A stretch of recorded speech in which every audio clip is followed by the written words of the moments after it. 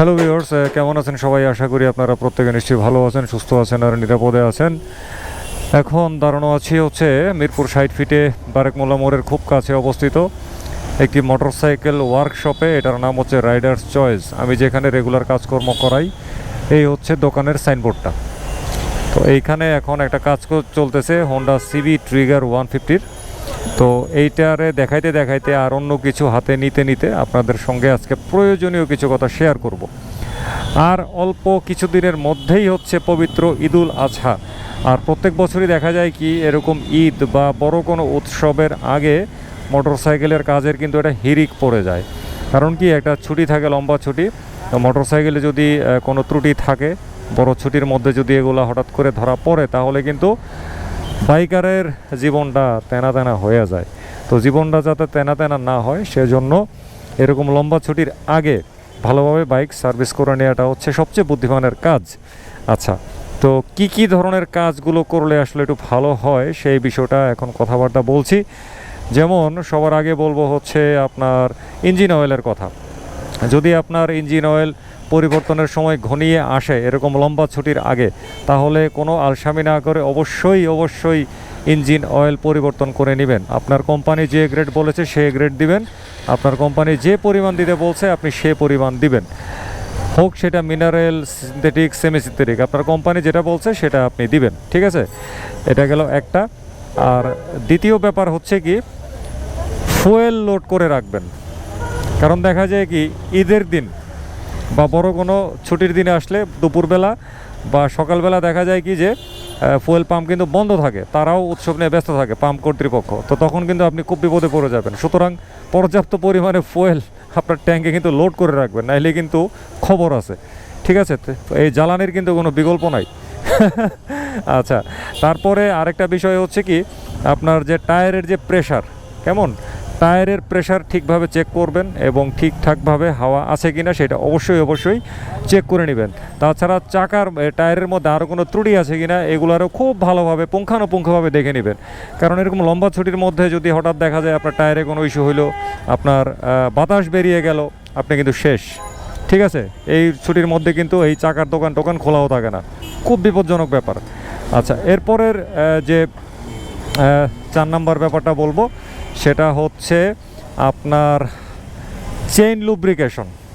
ঠিক আছে, বাসায় যদি চেইন লুব্রিকেশন থাকে তাহলে তো হলোই, আর যদি না থাকে অবশ্যই চেইন লুব বা গিয়ার অয়েল হাতের কাছে নিয়ে রাখবেন। অথবা যদি হাতের কাছে না নিতে চান তাহলে এই সার্ভিস করানোর সময় এগুলো দিয়ে নেবেন। ঠিক আছে, নাহলে কিন্তু পরে বিপদে পড়বেন। চেইন দেখা যায় এমন শুকাইলেও এই শুকানোর ঠেলা এই লোড নিতে না পারে আপনার চেইনটা ড্যামেজ হয়ে গেল, চেইনটা ছিঁড়ে গেল, খুব বিপজ্জনক ব্যাপার। আচ্ছা, এরপরে 5 নম্বর বিষয়ে যেটা বলবো সেটা হচ্ছে আপনার ভালভের ক্লিয়ারেন্স। কেমন ট্যাপিট মিলানো আর কি যেটারে বলে। আপনার ট্যাপিটে যদি কোনো সমস্যা থাকে আগে থেকে, সেইটারে আপনি অবশ্যই যথাসম্ভব দ্রুত এই সব কিছু বন্ধ হয়ে যাওয়ার আগে সব ঠিকঠাকভাবে কোম্পানি রিকমেন্ডেশন গ্যাপ অনুযায়ী ফিলার গজের সাহায্যে মিলিয়ে নেবেন। সব দোকানে কিন্তু ফিলার গজের সাহায্যে মিলায় না। আবার শুধু ফিলার গজের উপর ডিপেন্ড হলেই হবে না, কোম্পানির নির্দেশিত গ্যাপটা জানতে হবে। সুতরাং কোম্পানি নির্দেশিত গ্যাপ এবং ফিলার গজের সাহায্যে আপনার ট্যাপেটটা এই লম্বা ছুটির আগে অবশ্যই মিলিয়ে নেবেন। আচ্ছা, এরপরে 6 নম্বর যে প্রসঙ্গটা আমি উল্লেখ করতে চাচ্ছি সেটা হচ্ছে আপনার এয়ার ফিল্টার। তো এয়ার ফিল্টারটাকে অবশ্যই চেক করবেন, অবশ্যই। না হলে দেখা যাবে আপনার এয়ার ফিল্টারের কারণে আপনার এমন কোনো ইস্যু তৈরি হইল যেই ইস্যুটা আপনি এই ছুটির মধ্যে সারাই করতে পারতেছেন না, কারণ দোকানপাট সব বন্ধ, সবাই উৎসব উদযাপন নিয়ে ব্যস্ত। সুতরাং এই কাজগুলা অবশ্যই একদম পুরা শক্তপোক্তভাবে, অকৃপণভাবে আপনাকে করে ফেলতে হবে। ঠিক আছে, যে কটা কথা বলছি আপনাদেরকে আপাতত এগুলো করলেই চলে। আচ্ছা, আরেকটা কথা আছে, সেটা হচ্ছে স্পার্ক প্লাগটাকে মারাত্মকভাবে আপনাকে চেক করতে হবে। প্লাগে যদি কোনো ধরনের ত্রুটি ধরা পড়ে আপনার বাইক কিন্তু স্টার্ট নেবে না রাস্তায়, আরেক যন্ত্রণা। ঠিক আছে, সো স্পার্ক প্লাগটারে খুব সতর্কতার সাথে এবং খুব গুরুত্ব দিয়ে চেক করবেন। পরিবর্তন করা প্রয়োজন হলে ধুম করে বদলাই ফেলবেন, কোনো রিস্কে যাবেন না। আর যদি পরিবর্তন করা না লাগে প্লাগটারে সুন্দরভাবে পরিষ্কার করে নেবেন। এরপরে এই যে দেখেন কথা আরও বাড়তেছে, আরও আছে, যেমন আপনার ক্লাচ কেবল, অ্যাক্সেলারেটর কেবল, ভয়াবহ ব্যাপার কিন্তু। ক্লাচ কেবল আর অ্যাক্সিলারেটর কেবল খুব ভালোভাবে চেক করে নেবেন, কোনো প্রান্তে কোনো 1-2টা তার ছিঁড়া আছে কিনা সূক্ষ্মভাবে পরীক্ষা নিরীক্ষা করে নেবেন। যদি 1-2টা তার ছিঁড়া থাকে আলসামি না করে ধুম করে বদলায় ফেলাবেন, কারণ এই ঈদের লম্বা ছুটির মধ্যে যদি এগুলো ছিঁড়ে তাইলে কিন্তু আপনি মাঠে পুরা মারা। ঠিক আছে, ক্লাচ কেবল আর অ্যাক্সিলারেটর কেবলের ব্যাপারে খুব সাবধান থাকবেন। সবচেয়ে ভালো হয় কি জানেন, সবচেয়ে ভালো হয় আপনার বাইকটারে যদি একটা ফুল চেক আপ করায় নেন, ফুল চেক আপ বা একটা জেনারেল সার্ভিস করায় নেন। ঠিক আছে, তাইলে সবচাইতে ভালো হয়, কারণ জেনারেল সার্ভিস করলে একদম পুঙ্খানুপুঙ্খভাবে সব কিছু কিন্তু দেখে দেওয়া হয়। আরেকটা ব্যাপার হচ্ছে, সার্ভিস করতে আসার পূর্বে আপনি একটা সাদা কাগজের মধ্যে লিখে নোট করবেন যে আপনার কি কি সমস্যা আছে, কি কি করবেন। ঠিক আছে।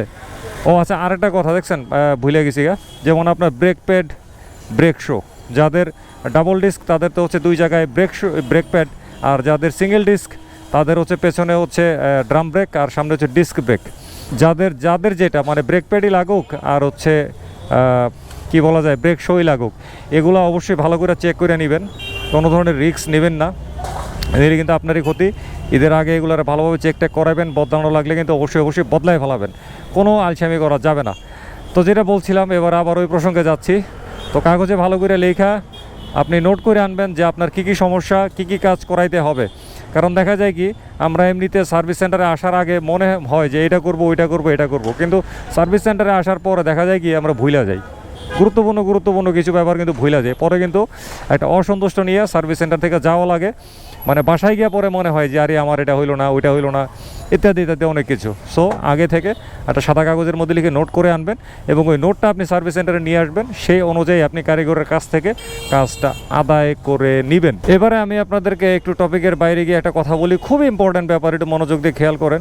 এই যে যেমন এই হোন্ডা সিবি ট্রিগারের মালিক ভদ্রলোক এইখানে এরকম একটা পর্দা লাগাইছে, কেন লাগাইছে? যাতে সামনের চাকা থেকে কাদা ছিটা তার ইঞ্জিনটার মধ্যে না লাগে, হ্যাঁ, গাড়িটা ময়লা যেন না হয়, এই জন্য উনি এই কাজটা করছে। কিন্তু আসলে কি এই কাজটা করা ঠিক? একদমই কিন্তু ঠিক না। কারণ কি, আপনি যখন বাইকটা চালাবেন, বাইকটা তো সামনের দিকে যাবে, তাই না? তো বাতাস যে প্রবাহটা হয় এদিক থেকে, তো এই যে প্রবাহটা কিন্তু সম্পূর্ণ আটকে দেয় কে? এই জিনিসটা। তো ইঞ্জিনে বাতাস লাগে না, যার দরুন কী হয়, ইঞ্জিনে কিন্তু ওভারহিট ইস্যু চলে আসবে, একদম মানে সিরিয়াসলি আসবে, এটা কোনো সন্দেহ নাই। কারণ আপনি তো বাতাস যাওয়ার রাস্তা কিন্তু আটকায় রাখছেন, ওই সাইডে খোলা এগুলো বলে লাভ হবে না। আপনি এই সাইডের বাতাসটা মানে সামনের দিকে যে বাতাসটা আসবে এটা আপনি আটকায় রাখছেন। তো সামনের বাতাসটাই কিন্তু ইঞ্জিনের মধ্যে সবচেয়ে বেশি লাগে, সাইডের বাতাস কম লাগে। ঠিক আছে, তো আপনি সামনের বাতাসের জায়গাটা কিন্তু আপনি আটকায় রাখছেন। তো তাইলে এখন উপায় কি? আমার তো ইঞ্জিনে যে কাদা লাগে সেটা তো আমার আটকাইতে হবে, তাই না? আচ্ছা ঠিক আছে, সেটারও কিন্তু উপায় আছে। এই পর্দাটারে কেটে সুন্দর করে সাইজ করে এই মাঠগাটটার মধ্যে, সামনের চাকার মাঠগাটের নিচের অংশে কিন্তু এটা এক্সটেনশন করা যায়।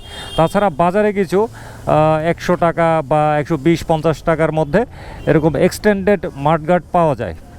ঠিক আছে, ওই এক্সটেন্ডেড মাঠগাটটা দিয়ে যদি এখানে একটু এক্সটেন্ড করে নেওয়া হয়, তাহলেই কিন্তু আপনার কাদা আর ইঞ্জিনের মধ্যে লাগলো না। কারণ কাদাটা ছিটে কিন্তু হচ্ছে সামনের চাকা থেকে, চাকাটা যখন ঘুরে এদিক থেকে কাদাটা ছিটে তারপর এদিক দিয়ে হয়ে ইঞ্জিনে গিয়ে লাগতেছে। তো আপনি এইখানে একটা এক্সটেন্ডেড মাঠগার্ড ইউজ করেন, বাস আপনার কাদা ছিটার সমস্যার সমাধান হয়ে গেল, আর এটাও আর লাগলো না। এটা না লাগাতে কী হইতেছে, আপনার ইঞ্জিনটা কিন্তু ভালো থাকতেছে। এই সামান্য 120 টাকা 150 টাকার জিনিসের কারণে আপনার ইঞ্জিন ওভারহিট হয়ে কিন্তু বড় ধরনের কোনো সমস্যা খুব দ্রুত চলে আসবে। ঠিক আছে, এই জিনিসটা ভালোভাবে খেয়াল করবেন। আমাদের দেশে আমি প্রচুর মানুষকে দেখছি বাইক কেনার পরে সবার আগে আসে এখানে এরকম একটা পর্দা লাগানোর জন্য। এটা খুবই খারাপ একটা প্র্যাকটিস।